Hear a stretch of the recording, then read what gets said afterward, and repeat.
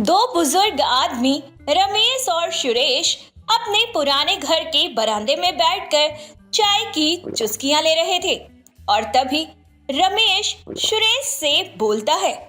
अरे सुरेश, याद है तुझे अपनी जवानी का जमाना? अरे रमेश, अब वो दिन कैसे भूल सकते हैं। अब उन दिनों तो हर दिन कुछ नया करने का मन करता था। ये तो बिल्कुल सही कहा। तब का समय भी बिल्कुल अलग था। तब हम अपनी जवानी के समय में क्या क्या नहीं करा करते थे, कहाँ कहाँ नहीं घूमने जाया करते थे। कितना अच्छा था ना वो समय। लेकिन अब का समय वाकई में बहुत ही अजीब सा लगता है। ऐसा लगता है कि समय आज हमारा है, कल किसी और का, कल किसी और का, तो फिर परसों किसी और का। कब समय कहाँ से कहाँ चला जाए पता ही नहीं चलता। तू जानता है, वह राधा है ना, वह मुझे आज भी देखकर कई बार मुस्कुराती है। अरे अरे अरे, तुझे किसी ने झूठ कह दिया होगा। राधा तो अब मुझ पे फिदा है। अब वो मुझे देखकर अब मुस्कुराती है। अब बात करने का बहाना भी ढूंढती है। वो क्या है ना, अब मैं बहुत शरीफ हूँ, इसलिए मैं उसे बात नहीं करता। उसकी बातों में इंटरेस्ट नहीं लेता। अब वरना अब वो तो मुझे फुल लाइन देती है। अब मुझे देखकर मुस्कुराती है। इसलिए तुम्हारे बात करने का कोई फायदा नहीं है। वह क्या तुझे देखकर मुस्कुराती है? लेकिन वह तो मुझे देखकर मुस्कुराती है ना। और जब भी यहाँ से जाती है मुझे ऐसे देखती है जैसे वह आकर मुझसे बात कर लेगी। कई बार तो मुझसे उसकी बात भी हुई है। बातों बातों में उसने नंबर भी मांगा था, वो तो बहुत ही सामने। इसलिए मैंने कुछ नहीं कहा, वरना मैं तो उसे अपना नंबर दे ही देता। पता है कि राधा और मैं एक दूसरे का मन ही मन कितना मान करते हैं। अरे मुझे तो सब पता है कि कौन किसको पसंद करता है। तभी वहाँ पर रमेश की बहू नीतू आती है और सारी बातें नीतू पहले ही सुन चुकी होती है। नीतू अपने ससुर और ससुर के दोस्त से कहती है, ससुर जी, जरा उम्र का तो लिहाज करिए। आपकी इतनी उम्र हो गई है, बुढ़ापे में भी आपको इश्क फरमाना है। अरे मेरी सास देखेगी ना तो वो भूत बनकर आपको सताएंगी। आपको अच्छा लगेगा क्या? ये सब करते हुए आपको शर्म नहीं आती? घर में बच्चे हैं, आप उनके संग खेलिए, अपना समय बिताइए। लेकिन आपको तो इस उम्र में भी इश्क फरमाना है। मैं पहले ही बता रही हूँ, सुधर जाइए वरना अच्छा नहीं होगा। और सुरेश अंकल जी, ये बात आपके लिए भी है। नीतू की बात सुनकर वहाँ से सुरेश अपने घर चला जाता है और रमेश भी अपना सर झुकाकर कमरे में चला जाता है। लेकिन रमेश अपनी बहू की बात सुनता जरूर है, पर उस पर उसकी बात का कोई असर नहीं होता है, क्योंकि अब भी वह बुढ़ापे में इश्क लड़ाता जो फिर रहा था, वो भी किससे? पड़ोस वाली राधा से, जो कि रमेश को काफी ज्यादा पसंद थी। ऐसे ही एक दिन रमेश राधा को प्रभावित करने की कोशिश करता है। देखो राधा, मैं कितना ताकतवर हूँ। उम्र भले ही ज्यादा हो गई हो, लेकिन अभी भी अगर मुझे कोई देख लेता है ना तो यही कहता है कि आप तो जवान लगते हो। अभी भी पूरे मोहल्ले में कितनी सारी औरतें हैं जो मुझसे बात करना चाहती हैं, लेकिन मेरा ऐसा मिजाज नहीं है। मैं ऐसे ही हर किसी से बात नहीं करता हूँ। हाँ रमेश, तुम तो सच में बहुत ताकतवर हो। वैसे तो मैं भी मोहल्ले में किसी से बात नहीं करती हूँ। मुझे बात करना पसंद नहीं है, क्योंकि जब इतना ताकतवर और सुंदर देखने वाला रमेश मुझसे बात करता है तो मैं क्यों ही किसी पर नजर रखूं? तुम खुद ही बताओ, मैं सही कह रही हूँ ना? देखो, मुझे बोलने की जरूरत भी नहीं पड़ती है, तुम खुद समझ जाती हो। यह होता है तालमेल। मुझे हम दोनों के बीच ये तालमेल बहुत ही बेहतरीन लगता है। वैसे आज खाने में क्या बनाया है? मैंने सुना है कि तुम भिंडी बहुत अच्छा बनाती हो, तो इत्तेफाक की बात है कि मुझे तो भिंडी बहुत पसंद है। अगर भिंडी मिल जाती तो बढ़िया हो जाता आज। तभी वहाँ पर नीतू आ जाती है और अपने ससुर जी को सुनाते हुए बोलती है, ससुर जी, आप कितने वैसे हैं। अरे मैंने आपको कितना मना किया है कि ऐसी हरकतें मत किया कीजिए, फिर भी आपको समझ में नहीं आता। घर में भिंडी बनी हो या कचौड़ी बनी हो, 56 भोग क्यों ना बना हो, आपको कुछ खाना नहीं होता। हमेशा ऐसे बोलते रहते हैं, कुछ नया चाहिए, कुछ नया चाहिए। अरे यहाँ खुद से मांग कर खा रहे हो। चलिए घर पे, आपको मैं अच्छे से भिंडी खिलाती हूँ। बहू, क्या परेशानी है? जब मैं किसी से बात करना चाहता हूँ तो वहाँ पर आकर कुछ न कुछ सामने से सुनाने लग जाती हो। अरे मैं तेरा ससुर हूँ, थोड़ी तो इज्जत कर लिया कर मेरी। अरे लोग क्या बोलेंगे? कि इसकी बहू इसको आकर कितना जलील करती रहती है। अच्छा लगता है क्या ये सारी बातें तुझे? मुझे अच्छा तो बिल्कुल भी नहीं लगता है, लेकिन आपकी हरकतें काम करती हैं ऐसा। क्या आपको मौका मिलता है और तुरंत बाद राधा आंटी के घर के सामने खड़े मिलते हो? आपको अच्छा लगता है क्या ये सब करते हुए? आपको भी तो मैंने कितनी बार मना किया है कि आप ऐसा मत कीजिए, ये सब अच्छी बातें नहीं होती। लेकिन नहीं, आपको तब तक तो मेरी बात सुनाई नहीं होती है, और अब जब मैं आपको सुनाने लग जाऊं तब आप ऐसे बोलते हैं जैसे पता नहीं मैंने क्या कर दिया हो। इससे पहले मैं ज्यादा बोलूं, अब आप खुद ही चलिए घर, वरना आपको भी लगेगा कि बहू ने बहुत सुना दिया सबके सामने मुझे इतना। रमेश सिर झुकाए वहाँ से चला जाता है। नीतू भी अपने ससुर की हरकतों से काफी ज्यादा परेशान हो चुकी थी, क्योंकि नीतू के ससुर को जो काम अपनी जवानी में करने चाहिए थे वो अपने बुढ़ापे में कर रहे थे, पड़ोसन राधा के साथ इश्क लड़ाकर। ऐसे ही एक दिन रमेश अपने घर से छुपके राधा से पार्क में मिलने पहुंचता है और राधा से प्यार भरी बातें करते हुए कहता है, वैसे राधा जी, कुछ भी कहो, आज तो आप बहुत ही खूबसूरत लग रही हो। मन कर रहा है, मैं कहना तो नहीं चाहता, लेकिन आज तो मेरी नजर आपसे हट ही नहीं रही है। और हटे भी कैसे, आप इतनी सुंदर जो लग रही हो। अरे आप भी ना रमेश जी, ये कैसी बातें करते हो? आप भी ना एक मौका नहीं छोड़ते हो। मैं कहाँ इतनी सुंदर हूँ जितनी आप तारीफ कर रहे हो? और अगर आपकी बहू आ गई ना और आपकी बहू ने ये सब सुन लिया तो फिर आपकी तो खैर ही नहीं है, फिर आपका सर उसके आगे झुक जाएगा। आप भी क्या राधा जी, अरे मैं आपके सामने खड़ा हूँ पर आप मुझ पर ध्यान ही नहीं दे रही हैं। मेरी बहू पर क्या ध्यान दे रही हैं आप? वो तो चिड़चिड़ी है, हर किसी के प्यार को समझती तक नहीं है। मुझे कहती है कि मैं बुढ़ापे में इश्क लड़ा रहा हूँ। अब आप ही बताओ, इश्क तो इश्क है, बुढ़ापे में लड़ाया जाए या जवानी में लड़ाया जाए? तो बुढ़ापे में मिली तो क्या करें? वैसे आप मेरे लिए इतना रिस्क लेकर यहाँ आए हो या फिर किसी और से मिलने आए हो? ये कैसी बातें कर दी राधा जी आपने? मैं तो यहाँ आपके लिए ही आता हूँ और आपके लिए ही मैं लाल गुलदस्ता भी लाया हूँ। जिस तरह से आपकी खुशबू मेरे तक आ जाती है तो मैंने सोचा कि आपके लिए लाल गुलाबों का गुलदस्ता ज्यादा अच्छा होगा। रमेश और राधा ढेर सारी बातें करने लगते हैं। रमेश फिर भूल जाता है कि घर में उसका परिवार उसका इंतजार कर रहा है और रात में उसे काफी ज्यादा देर हो जाती है। रात में रमेश और राधा दोनों बातें करते हुए घर आ रहे होते हैं कि तभी बीच रास्ते में फिर से उन्हें नीतू देख लेती है और इस बार नीतू को बेहद गुस्सा आता है।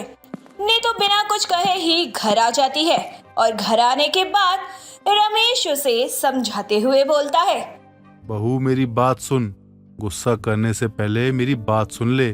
मुझसे गलती हो गई, मैं ऐसा कभी नहीं करूँगा, मुझे माफ कर दे। नहीं ससुर जी, आज हद हो गई है। मैं आपका यहाँ घर पर इंतजार कर रही हूँ।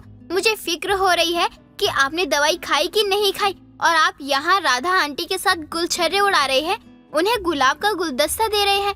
आपको एक बार भी ख्याल नहीं आया कि आपका परिवार घर पर इंतजार कर रहा होगा? ठीक है, आज के बाद मैं आपसे कुछ नहीं बोलूंगी, क्योंकि आपको तो लगता है मैं बिना बात के बोल रही हूँ। तभी तो आप मेरी बात एक कान से सुनते हैं और दूसरे कान से निकाल देते हैं। नहीं बहू, मेरे लिए सबसे ज्यादा जरूरी मेरा परिवार है। मैं आज के बाद कभी भी किसी से इश्क नहीं लड़ाऊंगा।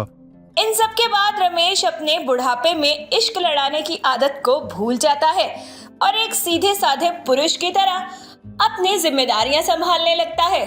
शाम का समय था। देविका रसोई में खाना बना रही थी। तभी एक जोर से आवाज आती है। देविका उस आवाज के पास जाती है तो देखती है कि उसकी सास संजना की कमर अकड़ गई है और वो अपनी कमर को पकड़े हुए बोलती है, हाय राम, मर गई मैं तो। अरे बहू जरा देख तो, उठा मुझे। अरे माँ जी, आपकी कमर फिर से अकड़ गई क्या? आपको मना किया है ना कि आप झुका मत कीजिए, फिर सुनते क्यों नहीं हैं आप? और मैंने बोला था कि एक बार मुझसे मालिश करवा लिया कीजिए, लेकिन नहीं, आपको तो कुछ मानना ही नहीं होता है। चलिए अब मेरा हाथ पकड़िए। अरे बहू, मुझे लगा दवाई खाकर आराम पड़ जाएगा, लेकिन ये तो दोबारा हो गया। चश्मा उठा रही थी कि इतने में ही गई मेरी कमर। कोई बात नहीं, आप मेरे साथ कमरे में चलिए, मैं आपकी कमर की मालिश कर देती हूँ। सरसों के तेल में लहसुन डालकर लाती हूँ और फिर गरम तेल से आपकी मालिश करती हूँ। ये बोलकर वो अपनी सास को लिटा देती है और रसोई में जाकर लहसुन का तेल गरम करके लेकर आती है और ठंडा करके अपनी सास को पीठ के बल लिटाकर उसकी कमर की मालिश करती है। तभी उसकी सास बोलती है, अरे वाह बहू, तेरे से मालिश करवाकर बहुत अच्छा लग रहा है। गरम गरम तेल, वाह इतना अच्छा लग रहा है। इसलिए कहती हूँ कि मुझसे मालिश करवा लिया कीजिए, आपकी नसों में अकड़न नहीं होगी इससे, और फिर आप जैसे मर्जी बैंड होना, कोई दिक्कत नहीं होगी आपको। क्या बोली बहू तू? अरे बस यूं ही, मैंने तो एग्जाम्पल दिया था। अच्छा, मालिश पर ध्यान दे, बहुत अच्छा लग रहा है ऐसे। मजा आ गया बहू, आराम लग रहा है मुझे तो। शुक्रिया माँ जी। ऐसे ही वो आधे घंटे तक मालिश करती है। कुछ देर बाद उसका पति अरमान घर आता है। देविका उसे पानी देती है तो उसका चेहरा देखकर देविका बोलती है, अरमान, ये क्या हुआ? आपके चेहरे पर ये काले धब्बे कैसे? सुबह तक तो ठीक थे। अरे नहीं देविका, ये 3-4 दिन से हैं, बस तुम्हें दिखाई नहीं दिए थे। आज डार्क हो गए हैं ये स्पॉट्स। मुझे बिल्कुल अच्छा नहीं लग रहा अपना चेहरा। ऑफिस में मेरे जूनियर मुझे ऐसे देखकर हंस रहे थे, बहुत बेकार लगा मुझे। तो मुझे बताया क्यों नहीं? सो रही थी मैं, इतना ध्यान नहीं दे पाती। अरमान, लेकिन मुझे अब पता है कि मुझे क्या करना है। अब मैं आपके चेहरे को एकदम ग्लोइंग बना दूंगी, वो भी आज रात ही। सच देविका, तुम पक्का कर दोगी ना? हाँ अरमान, कोई शक है आपको? नहीं नहीं मेरी जान। अरे माँ जी ने कहीं देख लिया तो? अरे तुम चिंता मत करो, माँ तो अंदर है, वो नहीं आएंगी। नहीं, मैं बाहर हूँ और तेरी माँ ने देख लिया है सब। दोनों अपनी माँ को देखकर जल्दी से दूर हो जाते हैं और घबराकर कहते हैं, माँ जी वो कुछ नहीं, मैं कुछ नहीं, यही आए थे मेरे पास। नहीं माँ, मैं नहीं, ये आई थी, लिपट गई जैसे ही ऑफिस से आया तो। झूठे, खुद लिपटे थे मुझसे। माँ। अरे क्या हुआ? अरे बच्चों, मैं तो तुम्हारी टांग खींच रही थी। करो करो, मैं जाती हूँ। नहीं नहीं माँ जी, जाइए मत, खाना खा लीजिए, मैं लगा देती हूँ, और आप भी फ्रेश होकर आ जाइए। Okay Devika madam. अरमान उसकी बात सुनकर कपड़े चेंज करके आता है। फिर सब एक साथ बैठकर खाना खाते हैं। तभी संजना बोलती है, अरमान बेटा, ये तेरे चेहरे पर अचानक से निशान कैसे? अरे माँ पता नहीं, अपने आप ही हो गए, पर आप चिंता मत करो, ये ठीक हो जाएंगे। देविका शायद अपना कुछ नुस्खा करे। आपको कैसे पता कि मैं आप पर अपना नुस्खा अपनाने वाली हूँ? तुम्हारा पति हूँ, इतना तो पता है कि तुम नुस्खे से ही करोगी। चलो अच्छी बात है। अरे बहू, वो मेरी सहेली की बहू है रेखा, उसके बाल काफी टाइम से झड़ रहे हैं, तो मेरे से पूछा उसने, लेकिन मुझे तो कोई आइडिया ही नहीं है। अगर तुझे पता है तो तू बता दे। अरे माँ जी, उपाय है ना। आप उससे बोलो कि वो 2 प्याज ले, उसका पेस्ट बना ले, फिर उसे सरसों के तेल में भूने। तेल गाढ़ा होने के बाद उसे छान कर अलग कर ले, और ठंडा होने के बाद हफ्ते में 3 बार रात को सोने से पहले अपने बालों में लगाए, या फिर बाल धोने से 3 घंटे पहले लगा ले। इससे उसके बाल सॉफ्ट भी हो जाएंगे, मोटे भी हो जाएंगे और झड़ना भी रुक जाएंगे। ठीक है बहू, मैं उसे बता दूंगी।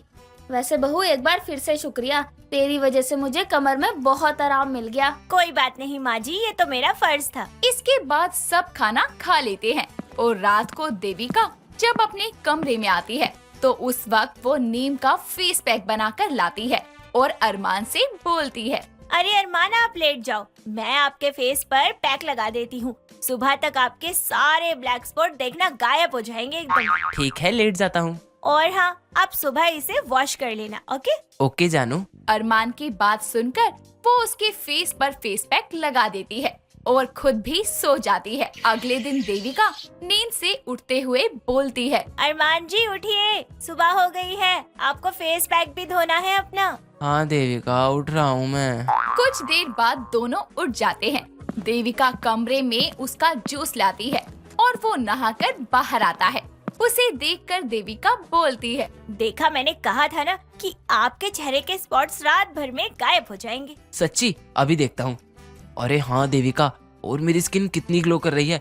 अब बता दो मेरी प्यारी सी बीवी, इसमें क्या डाला था? मैंने इसमें नीम की पत्तियाँ, एलोवेरा जेल और विटामिन ई के कैप्सूल मिलाए थे और उन्हीं का पेस्ट बनाकर आपके चेहरे पर लगाया था। शादी से पहले मैं भी लगाया करती थी, तभी तो मेरी स्किन एकदम ग्लास स्किन जैसी थी। ओहो, आई लव यू मेरी जानूड़ी। अच्छा तो मेरी तरफ से भी सुन लीजिए, आई लव यू टू जानूड़ा। देविका उसे ऐसा बोलती ही है कि अरमान अपने गीले बाल उस पर झटक देता है और पानी की छींटें देविका के फेस पर जाती है।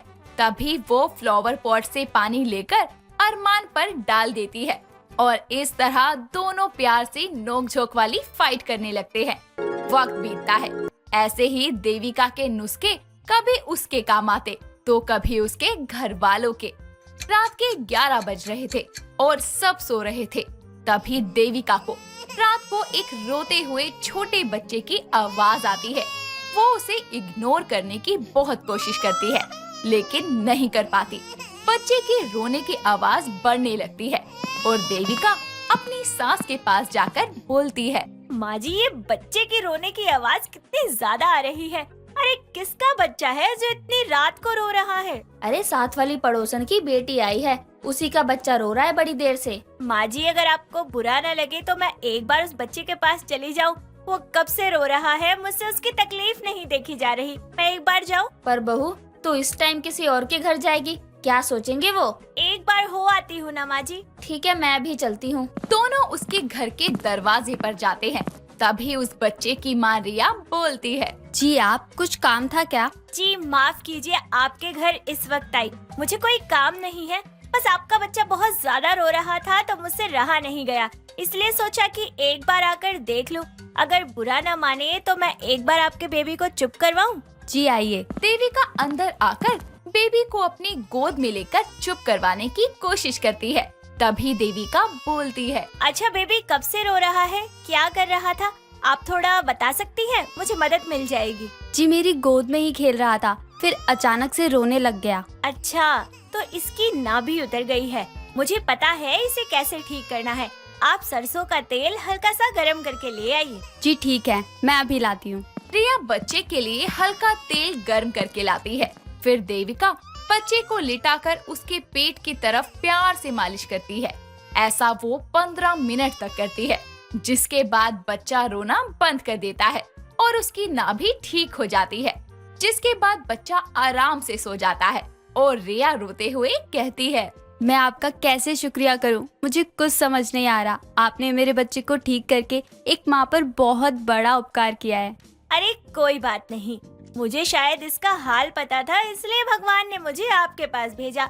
जैसे ही मैंने आपके बच्चे की रोने की आवाज सुनी तो मुझसे रहा नहीं गया। वो क्या है ना, छोटे बच्चे हंसते हुए ही अच्छे लगते हैं, ऐसे रोते हुए नहीं। और शुक्रिया की तो कोई बात ही नहीं है, मैं आपकी बहन जैसी हूँ। अब जब आपका बेबी उठेगा ना तो देखना वो कितना खेलता हुआ उठेगा। और हाँ, एक बार उसकी मालिश जरूर कर देना इस तेल से। ठीक है। अच्छा बेटा अब अपने बच्चे का और अपना ख्याल रखना, हम चलते हैं। जी अब चलते हैं। इस तरह देविका अपने घरेलू नुस्खों से बच्चे की मदद करके उसकी परेशानी को दूर करती है। और यूं ही देविका अपने घरेलू नुस्खों से सबकी आए दिन मदद किया करती।